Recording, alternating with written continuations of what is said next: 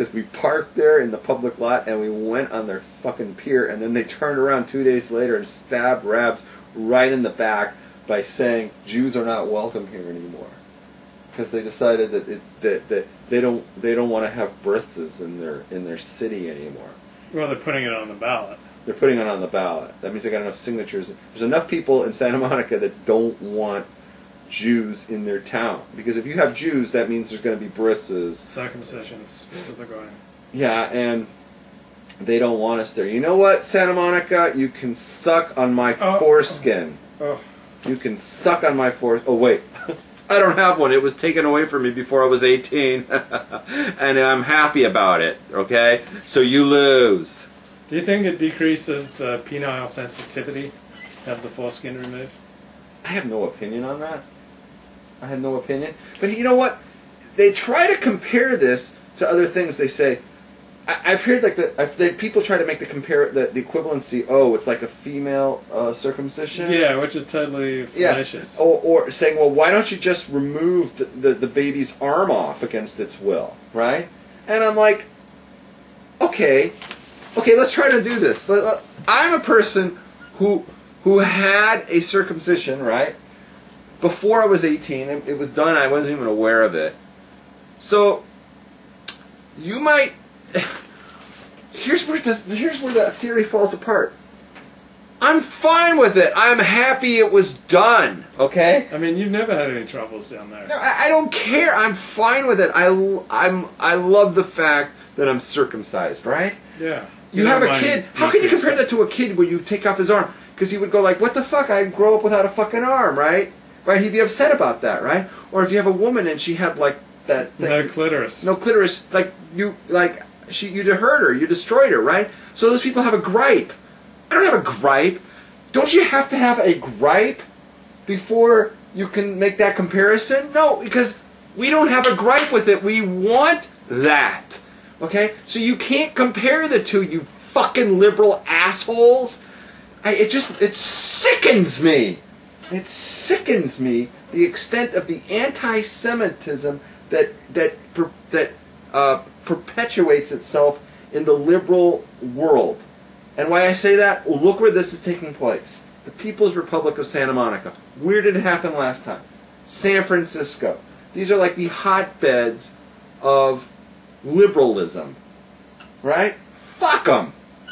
Hey, I just wanted to get that off my chest. Hey, how was your trip to the... Why did you go to the emergency room yesterday? Oh, it's my wrist. We talked about it. Talk about it again. Oh, okay. What's going on with your wrist? You know, you know how it happened? It was a couple of weeks ago. Yeah, and I was in the clinic where I go for the clinical trial. Slammed. And I slammed, you know, I'm trying to get the clinical trial so I can get the free drugs. You know, I'm on Paxil now, right? So I'm walking down the hallway to get my free drugs, and I banged my hand into this fucking thing that was sticking out. And then it hurt like a son of a bitch. And I was like, okay, well, if the pain goes away or it doesn't. If it doesn't go away, I go to the thing. So I know that the only time you can go, like I have to go to county hospital because I don't have medical insurance. So I have to go to a public facility, right? I've been to the public, oh my God, because when I had the thing with my balls and I had to go there, you can go any day of the week, it's always crowded and then like doesn't let up. I found that the only time that it's let up, this is hilarious. You ready for this? I found this funny. Is Sunday mornings.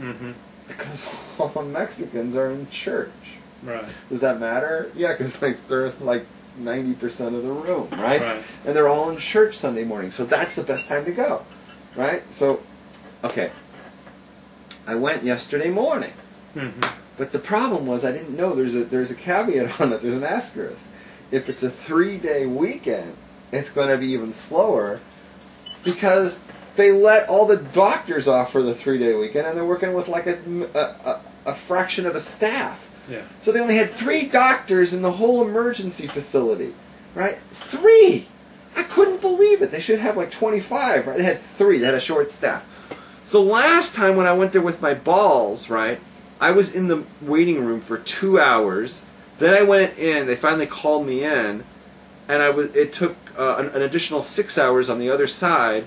You know, you're like sitting there while they're like trying to bring you over to do what do they call that? An ultrasound. So I had one test, an ultrasound, and the doctor, you know, squeezed him one time.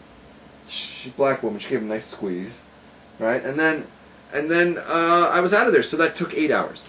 I go in there yesterday. I'm in the waiting room 6.5 hours. My name's not been called. I'm in there 6.5 hours, lady. Can you imagine? I have agoraphobia. I can't sit still for more than 3 hours in a room. I was in there 6.5. There was no one to talk to, too. Here's why. I was the only person who spoke English. Look at me. Look at me. I was the only person from LA. I was the only American citizen in the room. You know, I was only native-born. And look at me. And I'm the only person who spoke English. There was no one to talk to. I wanted to talk to Schwarzer, who was the guard. I talked to the very nice guy. I was talking to the guard. I'm going out of my mind. 6.5 hours there. They never called my name. Right before I left, they just called the guy who got there 2 hours before me. It took him 8.5 hours before they called him. I said, you know what? That's 2 more hours. That's 9.5 hours, 8.5 hours before I even get through here. So I'm doing the exponential math. If it takes 2 hours to turn into 8.5, so 6 last time, times it by 4 is 25. I'm going to be here through the show. If I had stayed, I'd be there right now. Can you believe that? I would be there right now. And they said, no, you're going to be even longer. Because tomorrow, which is Monday, which is today, is Memorial Day. So all the other clinics in town are closed. So everybody's going to pile in there. I'm like, oh my God, I got to get out of here. So I said, you know what? Sayonara, I'm out. I may go back next Sunday if it still hurts. But that's the story on that. You asked, I said it. Anything else? No, that's about it. What about you? You have anything to say? Or you want to start the Parsha? I might just go to the Parsha. Yeah, I had a feeling you might have some amazing words. No stories this time. No pissing on rabbis in the bathtub. Chas v'shalom. No, you said it last. I don't remember that. Oh, I got it on tape, dude. Oh, so. Like an Orthodox woman I know, she went out to eat at a kosher restaurant with her brother. Like, and suddenly all these people started talking, like thinking, "Oh, you know, this is inappropriate. She's out to eat with another man." Like, generally speaking, in Orthodox life, men and women who are married to different people don't socialize together. Like, generally speaking, I don't think I've ever had a married Orthodox woman come. Well, I've had one. Aside from that, I've only had one married Orthodox woman come to my place. I mean, and that wasn't for any funny business. So generally speaking, like, you know... You've had women sitting in this chair. Yeah, but they weren't married and they weren't Orthodox. Oh, okay. Alright. So, generally speaking, like in Orthodox life, if you're married to different people, you don't go out to lunch or dinner together. It's not the I've thing. seen it. I know it happened. I'm not going to say names. No. I've seen it. It's not common. I'll tell you something I've seen here. I don't know if you've ever seen it, but I saw it here in town. This was close to 20 years ago because I think the parties involved moved out of town. But I used to see this like every day. Around 7:30 or something in the morning, you know, like really early or whatever, you know. There was a guy who was married, and a woman who was... I had 2 cases of this. And a woman who was married, and they would be walking around the neighborhood together. And it turned out that they were walking partners. Like, you know, they would both get up, and then they would go on these walks. You know, like these 5K walks or whatever every morning. And it just looked strange. You know, it's like every morning you see like these 2, like crack of dawn, walking around the streets together. And they were married to other people. Do you think that's... It's unusual in Orthodox life. It stuck out in my head because I'll tell you why it stuck in my head. I thought that they were married. Because I didn't know I didn't know who they were. And I thought, oh, that's nice. Him and his wife go, because I knew who he was, but I didn't know he was married. And I was like, oh. So I don't want to say the guy's name. But I was like, hey, you know, look at him. He goes, and then it was pointed out to me, that's not his wife. I was like, what? Like, she's married to somebody else, he's married to someone else. Oh. So I saw that, and I think they both moved out. I know that for sure he moved out of town. And that's all I'm going to say.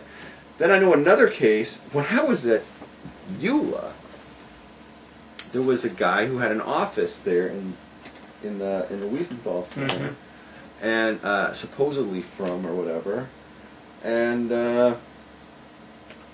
he used to have like he used to teach some woman. I don't know if she was married or not, but he was married, and he used to teach this woman privately in his office behind closed doors. Yeah.